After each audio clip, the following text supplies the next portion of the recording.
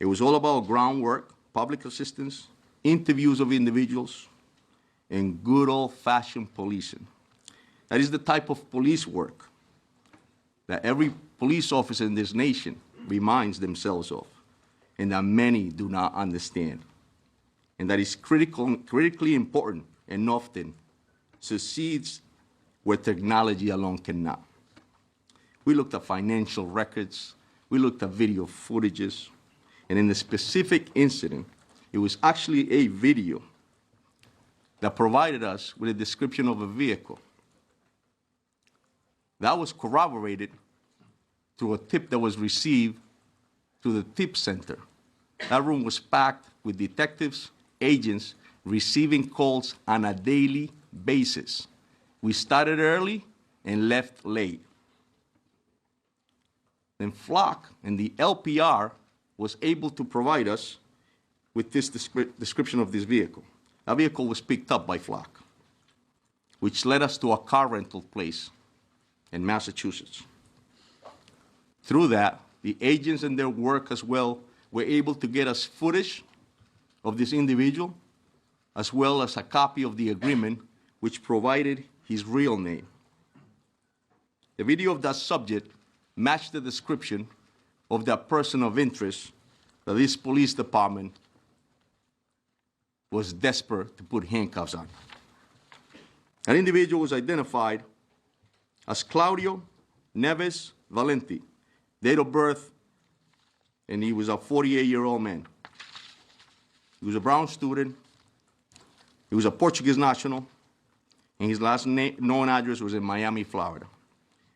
And I will tell you that he took his own life tonight. We have members of the Providence Police Department up in Salem, New Hampshire, and we also have the BCI unit. Obviously, the FBI and their evidence recovery unit is up there, so the process is being conducted as we speak. And it goes without saying that I would like to personally thank the efforts again of the Providence Police Department, the Rhode Island State Police, the Rhode Island Attorney General, the FBI, the ATF, HSI, the U.S. Marshals, IRS, DEA, Secret Service, and NCIS. There is no way that we could have done this by ourselves. In this nation, when horrific incidents like this happen, law enforcement steps up. Thank you very much. Thank you, Colonel. General Arona. Thank you. Thank you, Mayor. You know, I would describe the emotions on the investigative team, including our prosecutors and the agents, detectives from both state police, Providence, as mixed. You know, there is a sense of completeness in terms of the investigation, an investigation that's, if not the hardest, among the handful of hardest investigations that I've ever been involved with. And the sense that we owed those 2 dead Brown students and the 9 injured Brown students and the students who were in that auditorium that weren't injured, and the Brown community and the Providence community results. The teams worked really hard. I think I mentioned that to you almost every night that we met with you. I wish they were all up here with us.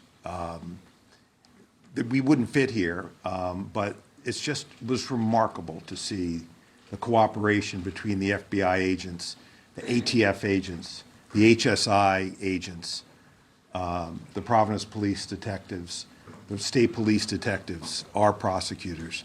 And I will say that everybody brought a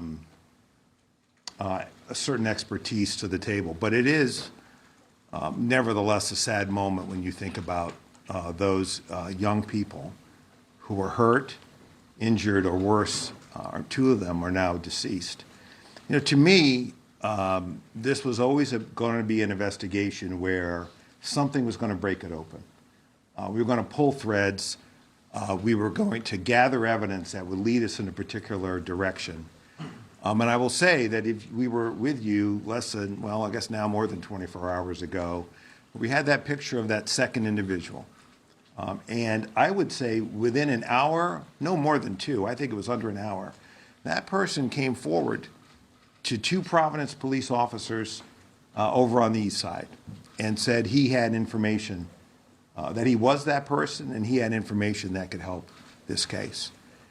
And I remember last night watching his interview, and he blew this case right open. He blew it open. And that's how these cases sometimes go. You can feel like you're not making a lot of progress. You can feel like you're chasing leads and they don't work out. But the team keeps going because, you know, those of us with experience know that you're going to pull a lot of threads, and it's not always the first one that's going to get you where you need to go. But when you do crack it, you crack it. And that person led us to the car, which led us to the name, which led us to the photographs of that individual renting the car, which matched the clothing of our shooter here in Providence, that matched the satchel that we see here in Providence.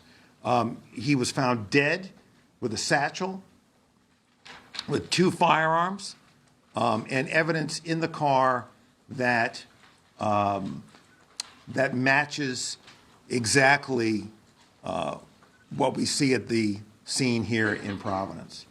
And so I know that you and the public have questions about how we got from a place yesterday where all we could share with you was a photograph of someone we wanted to talk to where we got to tonight.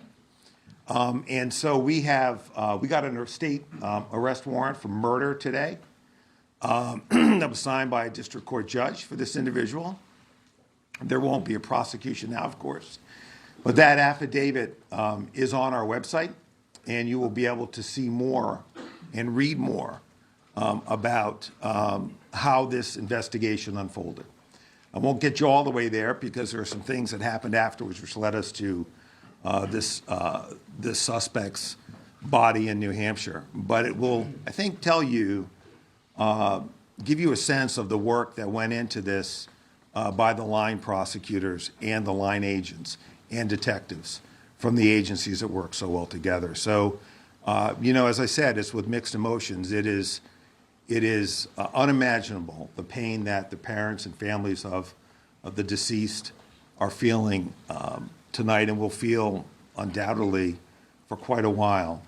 But I hope that by bringing this person to justice, that we can at least give them the beginnings of some measure of closure. And I want to thank you all for your patience with me when I got a little testy with some of you. Those of you who know me from Rhode Island, you know that's my nature.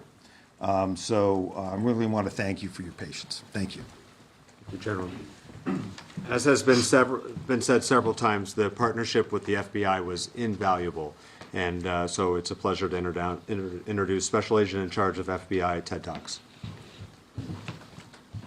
Thank you, Mayor. And good evening. My name is Ted Dox, Special Agent in charge of FBI Boston. We got him. Shortly before 9 o'clock tonight, the FBI SWAT team executed court-authorized search warrants at a storage unit facility in Hampshire Road in Salem, New Hampshire. This is where we located Claudio Neves Valente, the individual who we believe was responsible for the Brown shooting. The latest developments in an intense 5-day manhunt, and as a result of an incredible amount of work dedicated by the law enforcement team standing here before you tonight. Every single agency brought their unique skills and expertise to this investigation, and we're motivated by the victims and survivors of this horrific incident. Even though the suspect was found dead tonight, our work is not done. There are many questions that need to be answered. There's a lot of evidence that needs to be processed, and most importantly, the victims and their families deserve special care and consideration. The FBI and our partners across Rhode Island, Massachusetts, and New Hampshire will continue to search for answers for the victims, survivors, and their families to see what motivated this individual to carry out such a senseless act of violence. From the onset of this critical incident, it's been all hands on deck. The FBI deployed approximately 500 special agents, analysts, task force officers, and support personnel to assist our partners in this investigation. In addition to this extra manpower, all our specialty teams were activated. including Evidence Response Team, SWAT, Divert, and Victim Services Response Team, just to name a few. A special thanks to you, the media, as well as to the community. My sincere thanks to Colonel Perez, Colonel Weaver, AG Nerona, Brown University PD, and all of our partners. This was truly a team effort. Thank you.